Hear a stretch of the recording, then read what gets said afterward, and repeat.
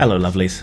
A few days ago I did a video on the various filthy electoral shenanigans that have been going on in this UK election.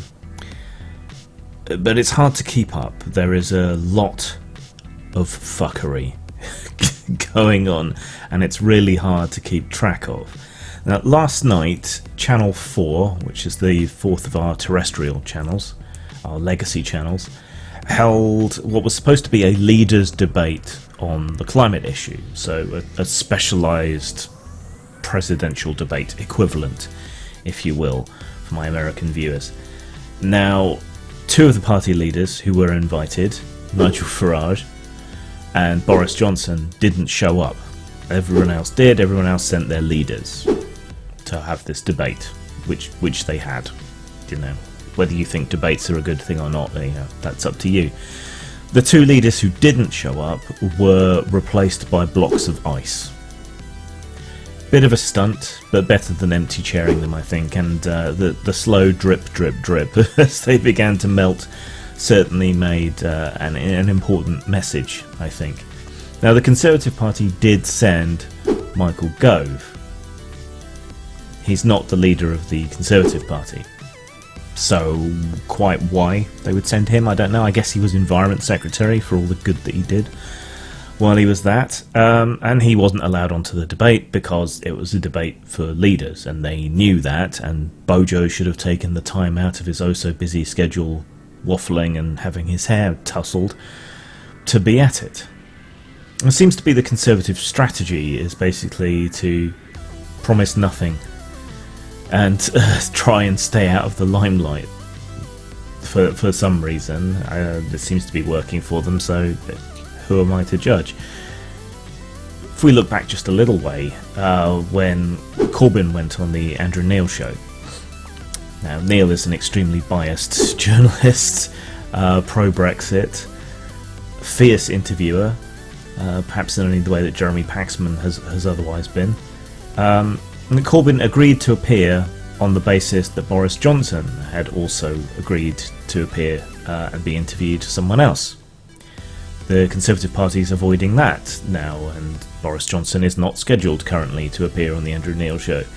So Corbyn's car crash interview, where he understandably but tactically disastrously decided not to address or apologise for the anti-Semitism in the Labour Party, which frankly is nothing compared to the more general broad brush racism in the Conservative Party. But still, that was bad for him, but he only did it on the condition that the same thing would be happening in one form or another to Boris Johnson. Now, I think relatively speaking, Andrew Neil would have soft-pedalled Boris Johnson, but still, shenanigans.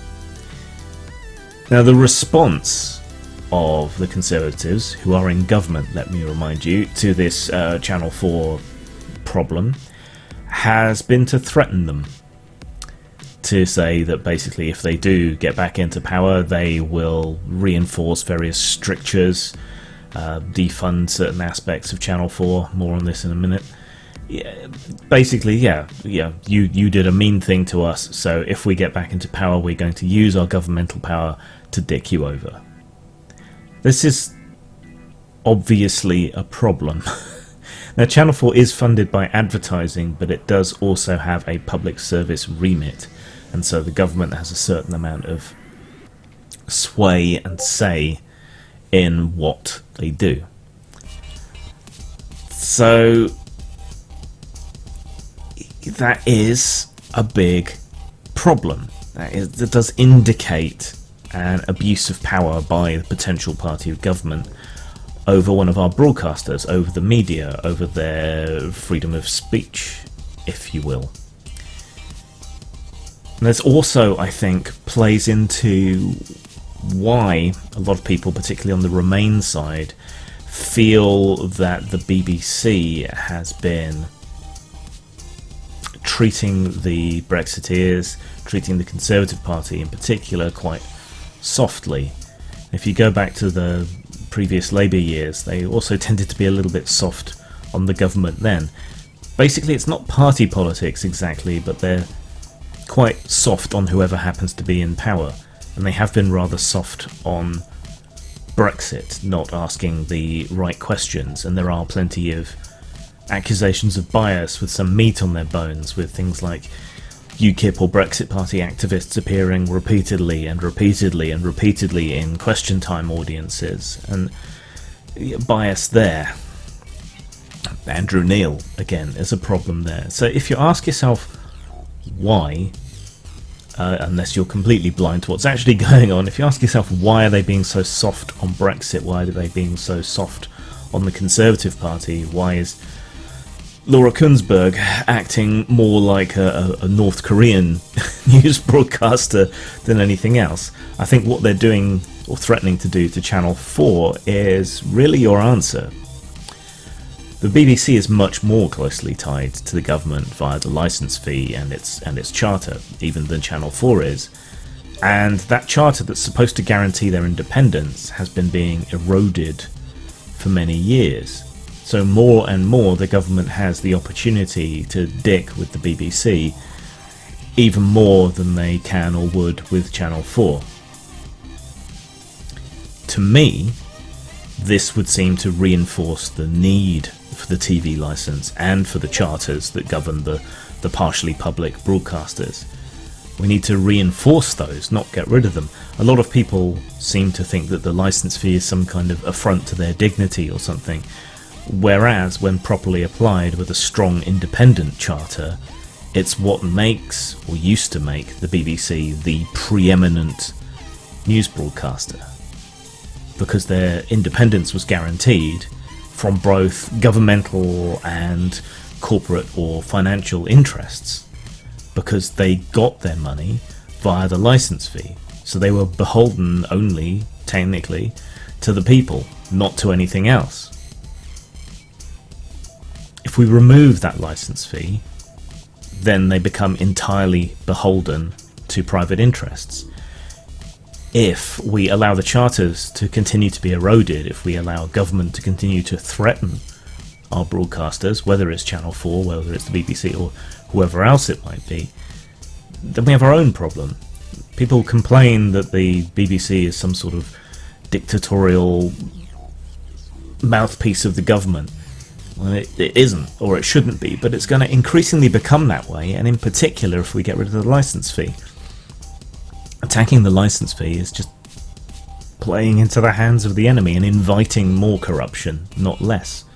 It's these two things in concert. Licence fee and charters. Channel 4 is under threat, and if you look at why and how Channel 4 is under threat, I think then things begin to fall into place as to why the BBC is being quite so timid and establishment lately, especially compared to how it used to be. Zang.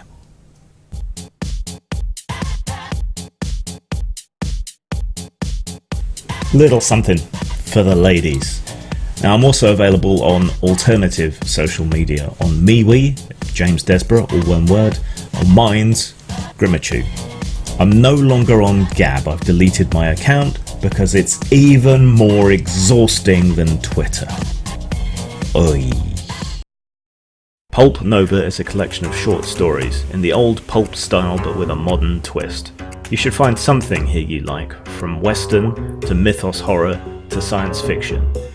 You can get Pulp Nova at Drive-Thru Fiction, on Amazon, or in hard copy from lulu.com.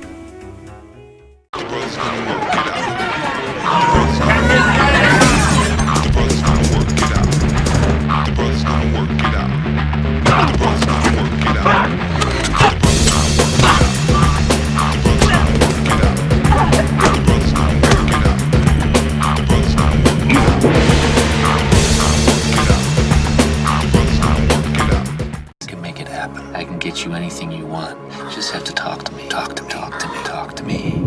I'm your priest. I'm your shrink. I'm your main connection to the switchboard of souls. I'm the magic man. The Santa Claus of the subconscious. You say it. You even think it. You ain't have it.